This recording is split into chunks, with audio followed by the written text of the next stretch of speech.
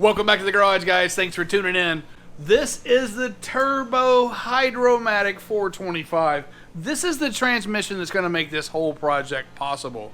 This is actually from an Oldsmobile Toronado. These transmissions were used in Cadillacs, Oldsmobiles, and some motorhomes I've read. This is a TH425 for short. It's a really neat little nugget, actually. Check out what it does.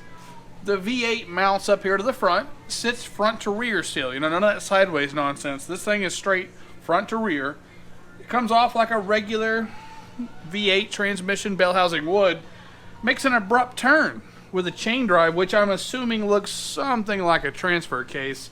And then it goes down the side of the engine to the final drive, which is this big cast iron casing here. I've got an axle flange here that goes straight to the little half shafts or whatever you want to call them.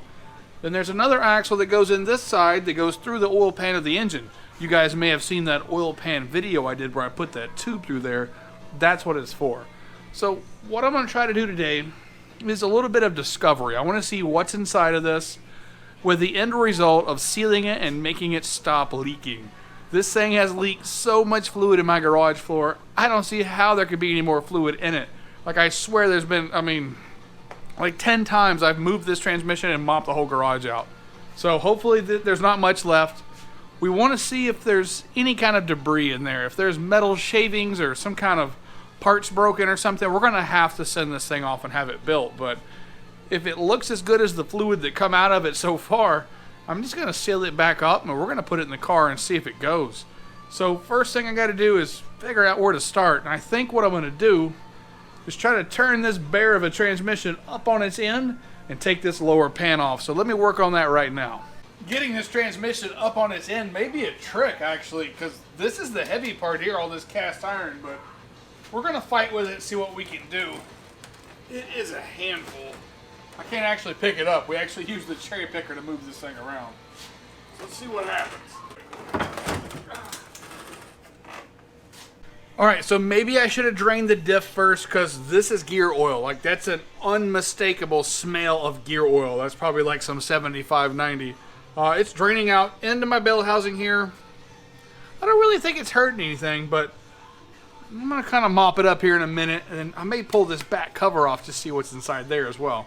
So this is an 8-bolt cover, which is a good thing, because I was reading on the internet that a 10-bolt cover is a bad thing, so I'll take that as a win.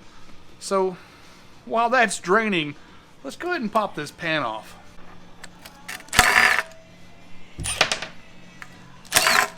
So with the pan removed, there's good news and bad news. Good news is I don't see metal shavings. I don't see any indications of rust or water buildup. The pan has just a little bit of material in it. Probably just normal clutch wear, nothing major.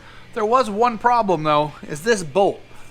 That bolt is literally just sitting in there against the pan. So somebody's either built this transmission or done a shift kit and forgot to tighten the bolt down. So I'm going to torque that down right now. So with that torqued, I'm going to go ahead and clean up this mating surface, put my new gasket on here, and torque this pan back on, because what I don't want to do is let all this other dirt and crud that I'm working with get in the transmission and contaminate it myself. So there's one more thing we can mark off our list. We've got that old leaky gasket changed out, we've got everything torqued down, and we know the insides looks pretty good.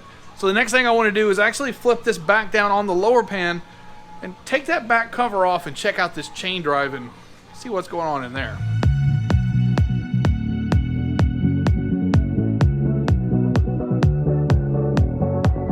So this is the magic that makes it all happen. This is what causes our driveline to change directions.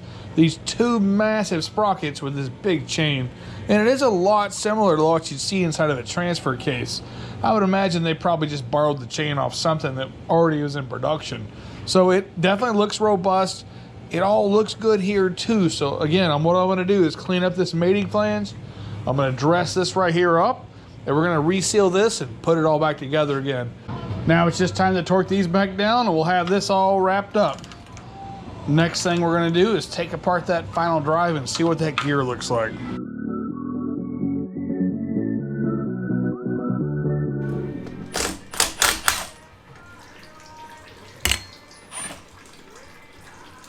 So with the diff cover off, I know for sure I have a 321 gear. And it looks as though it's open differential, which I kind of already knew. So I'm at a bit of a crossroads and I really don't know what to do. Should I weld this differential up or leave it stock and see what happens? It'd be a lot of work to take this back apart later and try to weld it up. When it's right here, right now, all I gotta do is do it and be done with it. But once I do it, there's no going back. So, I don't know, guys. You tell me what you think. I'm gonna end this video off right there, guys. Thanks for watching. Don't forget to like and subscribe.